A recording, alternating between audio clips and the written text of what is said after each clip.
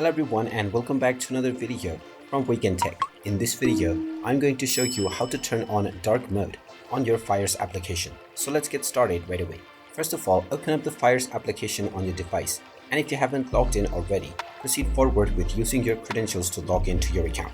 Once you are logged in and taken into the home page, tap on the account icon at the bottom right corner if you wish to enable dark mode on your device. Once you tap on this, you will see the settings option at the top. Tap on settings, and now once you are inside the settings page, you will see the theme option underneath chart autosave. From these options, the light is already selected by default. So if you wish to change into dark mode, simply tap on the dark option and this will change the application theme into dark mode right away. You can come back to this menu and switch between light and dark mode at any time.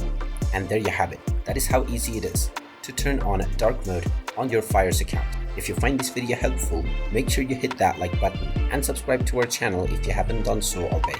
Also ring that notification bell to never miss another update from us. Thank you for watching and I will see you again in the next video.